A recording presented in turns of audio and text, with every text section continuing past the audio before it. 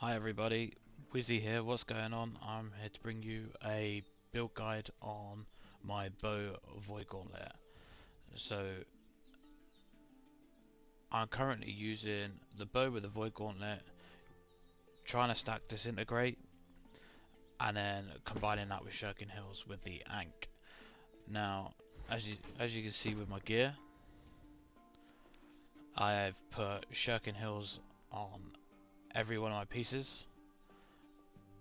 I've tried to get health or elemental aversion on these as well. I'm also running Nimble Coat because I want to be reducing my cooldowns a lot faster so I can keep using abilities quicker.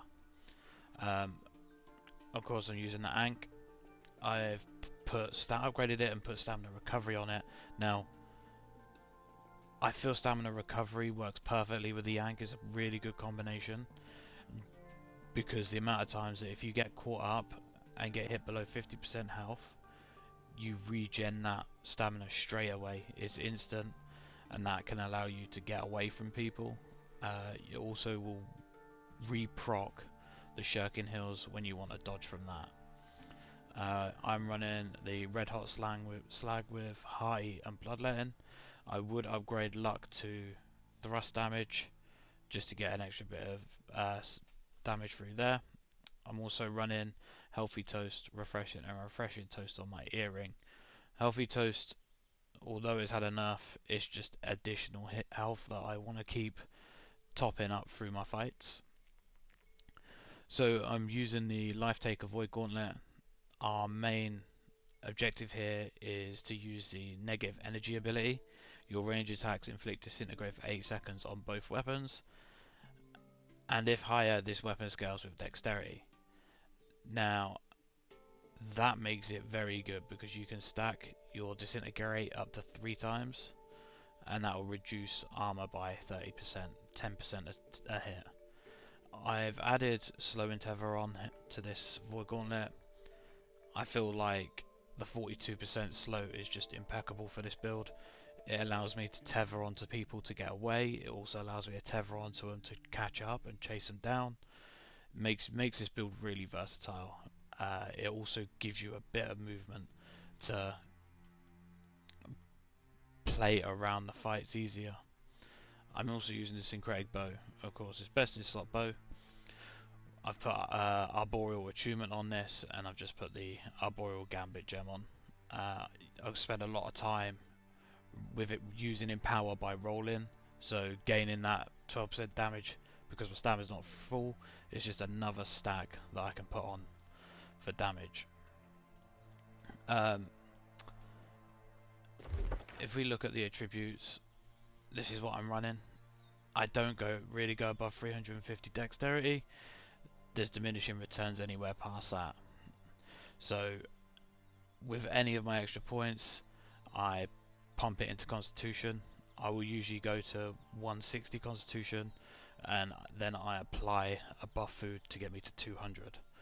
I've also put the 50 points into Focus. You get a 5% ability cooldown reduction again, which helps you refreshing, but you also get 10% incoming healing, which then stacks. Some of the things that they have done, which is really good at the moment, is the weapon swapping will cleanse all stuns and root crowd control status effects. It's on a 30-second cooldown, but when you do get caught with a stun, changing weapons just get you out of there. Again, this build is all about stacking these empowers, increasing crit chances. You've only really got one shot, so you need to make use of that and increase your chances as best as possible. In terms of the build,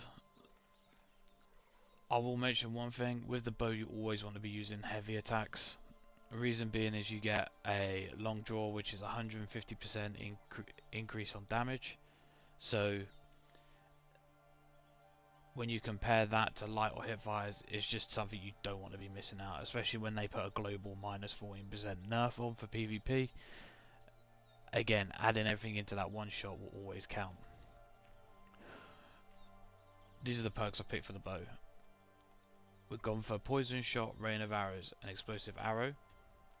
Again, didn't need to go down all the way on either the poison shot or the explosive arrow, because I felt that putting perks elsewhere would be more beneficial. So what we've got now is 10% haste. We want to be hasting as much as we can.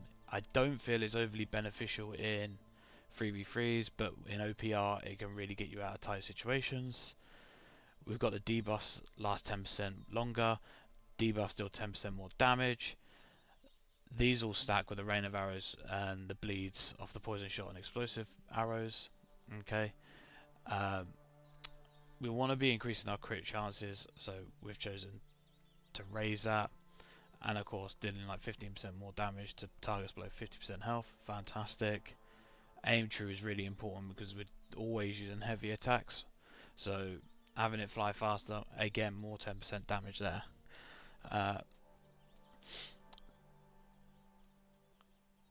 When I use these abilities, so I use poison shot a lot to cut off lines and where people could run and flank.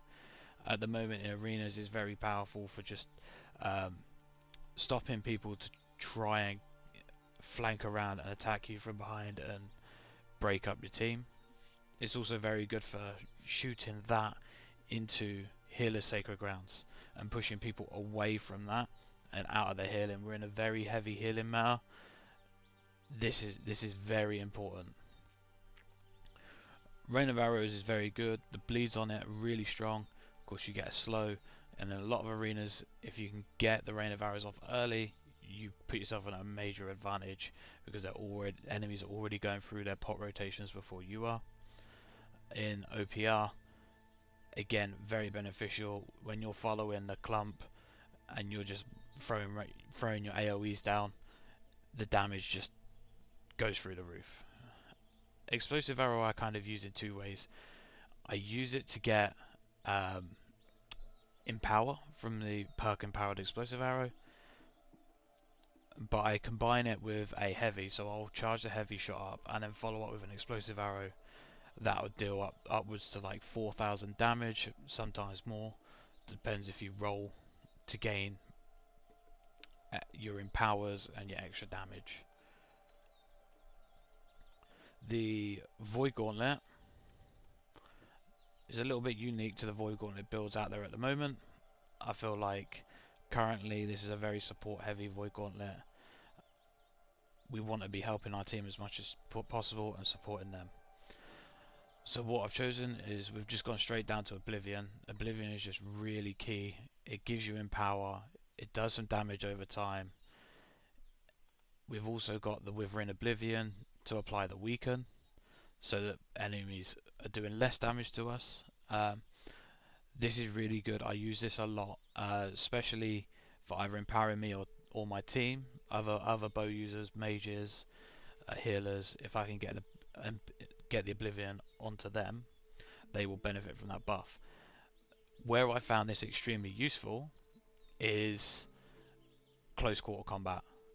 When I'm fighting against fire mages that want to use flamethrower, we've got the tank meta at the moment, sword and shield, great sword. Weakening our opponent as much as we can gives us a much more better chance of fighting, and I found using this perk actually allows you to turn around and fight as long as you can stay in there. We've got the Orb of Decay.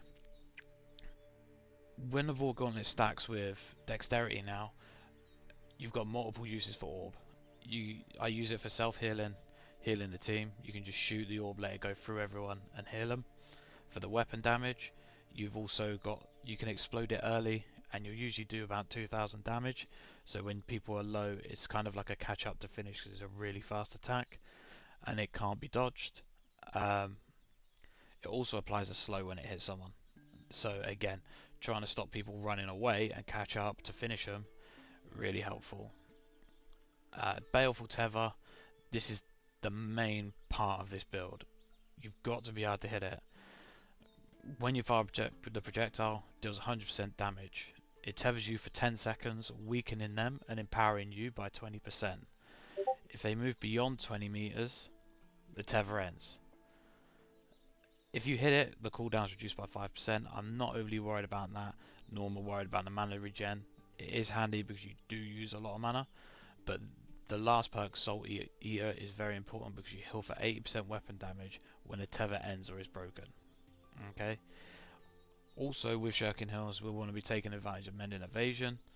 So, while you have full mana, which is usually when you're getting into a real scrappy fight, you also get the heal for 80% weapon damage. Okay.